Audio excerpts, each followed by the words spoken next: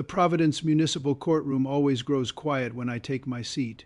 As I settle into the chair behind the bench, the familiar creak of aged wood follows me, something I've grown accustomed to over the years. Outside, autumn rain streaks down the tall windows, casting a gray light across the wooden benches where the mornings. Docket waits. I adjust my microphone and survey the room. For more than 4 decades, I've looked out from this bench and seen humanity at its worst and at its best. I've seen tears of genuine remorse. I've watched defiance crumble into understanding. I've witnessed the power of compassion when it's applied at exactly the right moment. I've presided in this courtroom since 1985, longer than many of my staff have been alive. But that morning something felt different. I glanced down at the case file in front of me, then back up at the gallery. There's an unusual number of observers present. Local journalists line the back rows. City officials sit stiffly near the center aisle. And in the front row, a man in a wheelchair sits motionless, wearing a faded military jacket adorned with service medals. After 40 years on the bench, I've learned to trust my instincts, and my instincts are telling me this case will test something fundamental, not just the law, but the principle that justice must be blind to power and privilege. I clear my throat. Let's bring in the next case, I say, and I want everyone in this courtroom to understand we will conduct these proceedings with absolute respect for the process. Whatever personal feelings anyone may have, this is still a court of law. The bailiff calls the case number, and the doors open. The defendant walks in with a stride meant to communicate something: confidence, maybe defiance. Her attorney, sharply dressed and unmistakably from one of Providence's most prestigious firms, guides her to the defense table with a hand that barely touches her elbow. Her name is Megan Elizabeth Thornton, 23 years old, Ivy League graduate, sorority vice president. Volunteer coordinator for multiple charitable foundations, at least according to the carefully polished. Before me, she is also the only daughter of Richard Thornton, the mayor of Providence. I study her carefully. She's wearing a tasteful designer dress, expensive, understated, intentional. Her hair is immaculate, her makeup subtle and professional.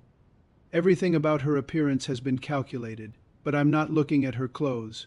I'm looking at her eyes. And in those eyes, I see something I've seen far too often in this courtroom, something that always concerns me deeply.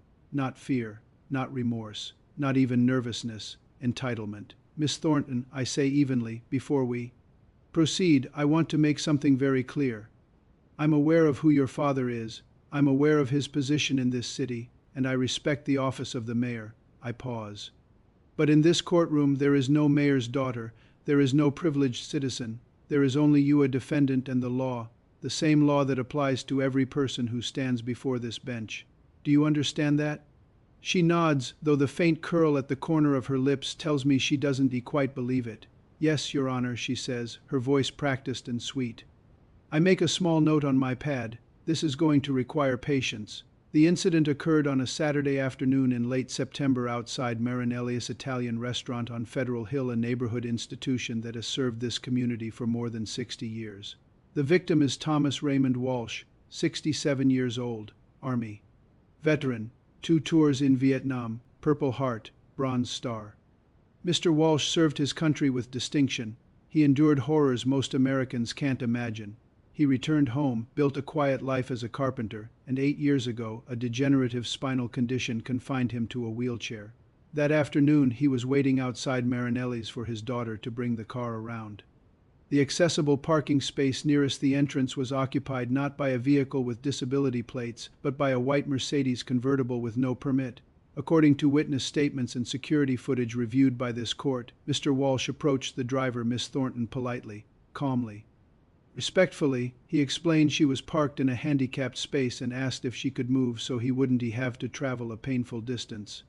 Her response is captured clearly on video.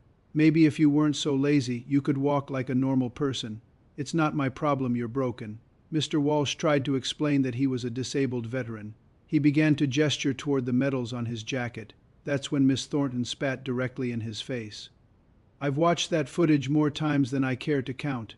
There's no ambiguity, no alternate interpretation. A 23-year-old woman spat in the face of a 67-year-old disabled veteran because he asked her to move her illegally parked car. She laughed and drove away. Arrogance and aftermath what followed revealed something deeply troubling. When police questioned Miss Thornton, she denied being there at all. When confronted with video evidence, she changed her story, claiming Mr. Walsh had provoked her. 7 eyewitnesses and crystal-clear footage proved otherwise. That same evening, she posted an Instagram story from a nightclub holding champagne. Some people really need to mind their own business. Also, handicapped spots are such a waste of space lol. 37 laughing emojis followed. Then came the public statement from the mayor's office calling the incident a misunderstanding and suggesting Mr. Walsh had been aggressive. A man who had never received so much as a traffic ticket in his life was being smeared by the most powerful office in the city. But the community responded. Veterans organizations spoke out. Business owners testified to Mr. Walsh's kindness, and the video spread millions of views. Miss Thornton hadn't just spat on a man, she spat on what he represented. As we reviewed her history, a pattern emerged. An incident with a campus security officer settled privately. A bullying case in high school records sealed, money exchanged. This court is not here to retry those cases, but we are here to recognize patterns. Every consequence disappeared, every lesson was erased, and so she grew into someone who believed the rules didn't apply to her. The night before sentencing, I sat alone in chambers, the file open before me. For 40 years, I've believed justice requires compassion. I've waived fines for people who couldn't afford them. I've given young people second chances. But compassion is not permissiveness.